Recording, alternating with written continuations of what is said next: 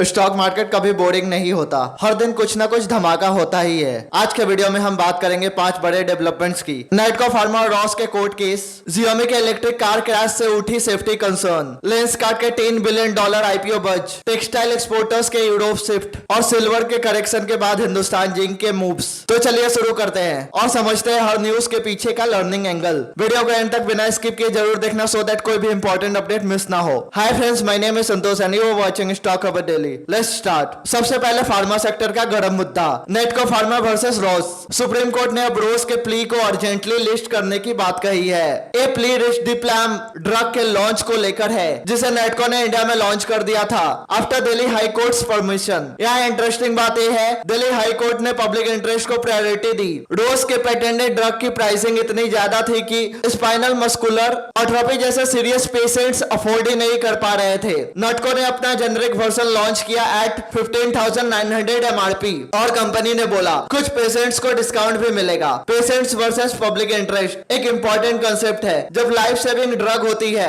ऐसे केसेस में pharma sector में इनोवेशन और अफोर्डेबिलिटी के बीच बैलेंस सीखने को मिलता है। अब चलते हैं चाइना, जहां एक Xiaomi SU7 electric car crash ने सबको शॉक कर दिया। एक हाई स्पीड क्रैश में कार फायर हो गई, ड्राइवर की मौत हो गई और सोशल मीडिया पे वीडियोस वायरल हो गए। इसके बाद Xiaomi के शेयर्स हांगकांग मार्केट में लगभग 8.7% गिर गए, जो अप्रैल के बाद सबसे बड़ा फॉल था। सबसे ज्यादा डिस्कशन हो रहा है ईवी डोर हैंडल डिजाइन पे। क्रिटिक्स कह रहे हैं रिट्रेचेबल हैंडल्स जब पावर चली जाती है तो लॉक हो जाती है, जिससे रेस्क्यू मुश्किल हो जाता है। यूएस और चाइना दोनों कंट्रीज अब ऐसे डिजाइन पे रिव्यू कर रहे हैं। ईवी इन्वेस्टिंग में हमेशा टेक्नोलॉजी रिस्क और रेगुलेटरी रिस्क दोनों समझना जरूरी है। हर साइनिक प्रोडक्ट के पीछे इंजीनियरिंग और सेफ्टी का लेयर भी होता है और वो इन्वेस्टर के कॉन्फिडेंस को डायरेक्टली इंपैक्ट करता है। अब बात करते हैं एक इंडियन यूनिकॉर्न की, जिसका आईपीओ सबसे ज्यादा बज में है, लेंसकार्ट। ग्रे मार्केट में शेयर्स 510 तक पहुंच गया, जिससे वैल्यूएशन हो गई अराउंड $10 बिलियन। कंपनी अक्टूबर 22 के वीक में अपना आरएचपी फाइल करेगी और नवंबर 12 तक लिस्ट होने का प्लान है। FY 25 में कंपनी ने 297 करोड़ का प्रॉफिट दिखाया,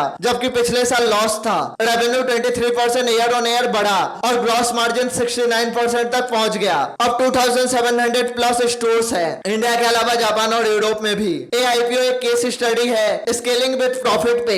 लेंसकार्ट ने लॉसेस से प्रॉफिट्स तक का सफर ऑपरेशनल एफिशिएंसी और एआई लेड लॉजिस्टिक के थ्रू किया है। रिटेल इन्वेस्टर्स के लिए ऐसे आईपीओस में नंबर्स के साथ बिजनेस मोड समझना बहुत जरूरी है। चौथे नंबर पे इंडियन टेक्सटाइल एक्सपोर्टर्स का ग्लोबल स्ट्रेटजी शिफ्ट। यूएस ने इंडियन इंपोर्ट्स पे टैरिफ डबल कर दिए, कुछ कैटेगरीज पे 50% तक ड्यूटी लग गई। अब एक्सपोर्टर्स यूरोप की तरफ शिफ्ट कर रहे हैं और कुछ तो यूएस बायर्स को डिस्काउंट दे रहे हैं ताकि ऑर्डर्स ना छूटे। यूरोपियन यूनियन अब इंडिया का सबसे बड़ा ट्रेडिंग पार्टनर है, $137 बिलियन का ट्रेड। इंडस्ट्री अब यूरोपियन यूनियन के केमिकल लेबलिंग और एथिकल सोर्सिंग स्टैंडर्ड्स को मीट करने के लिए अपने प्लांट्स अपग्रेड कर रही है। एक्सपोर्ट बेस्ड कंपनीज में हमेशा जियो ट्रेड डाइवर्सिफिकेशन एक की फैक्टर होता है। एक मार्केट पे ज्यादा डिपेंडेंसी रिस्क क्रिएट करती है और स्मार्ट एक्सपोर्टर्स टाइमली पाइवट कर लेते हैं। और फाइनली कमोडिटीज कॉर्नर से एक hot update, silver prices correction और हिंदुस्तान जिंक का रिएक्शन। सिल्वर ने एमसीएक्स पे लाइफ टाइम हाई 1,62,700 पर केजी टच किया था, लेकिन प्रॉफिट बुकिंग के बाद गिरकर 1,54,000 तक आ गया। हिंदुस्तान जिंक, जो इंडिया का सबसे बड़ा सिल्वर प्रोड्यूसर है, पहले 4% ऊपर था पर फिर स्टॉक 5% तक स्लिप कर गया। एनालिस्ट कह रहे हैं सिल्वर अभी भी लॉन्ग टर्म बुलिश है, सप्लाई टाइट है। इंडिया में डिमांड फेस्टिवल सीजन और इन्वेस्टमेंट दोनों से स्ट्रांग है। कमोडिटी स्टॉक्स के मूवमेंट शॉर्ट टर्म प्राइसेस पे डिपेंड करते हैं, पर लॉन्ग टर्म में ग्लोबल सप्लाई डिमांड और इंडस्ट्रियल यूज डिसाइड करता है डायरेक्शन। शॉर्ट टर्म फॉल का मतलब कभी कभी प्रॉफिट बुकिंग होती है, पैनिक नहीं। तो ये थे आज के 5 बड़े मार्केट अपडेट्स। हर एक के पीछे एक इंपॉर्टेंट लर्निंग छुपी है। आपको कौन सा सेगमेंट ज्यादा इंटरेस्टिंग लगा, फार्मा, ईवी, आईपीओ, एक्सपोर्ट या कमोडिटी? कमेंट में बताएं। So that's it in this video. अगर वीडियो पसंद आया हो तो लाइक करें, शेयर करें और ऐसे इन्फॉर्मेटिव कंटेंट के लिए सब्सक्राइब करें स्टॉक खबर डेली और बेल आइकन दबाना ना भूले। मिलते हैं नेक्स्ट वीडियो में, तब तक के लिए bye bye, take care and happy investing.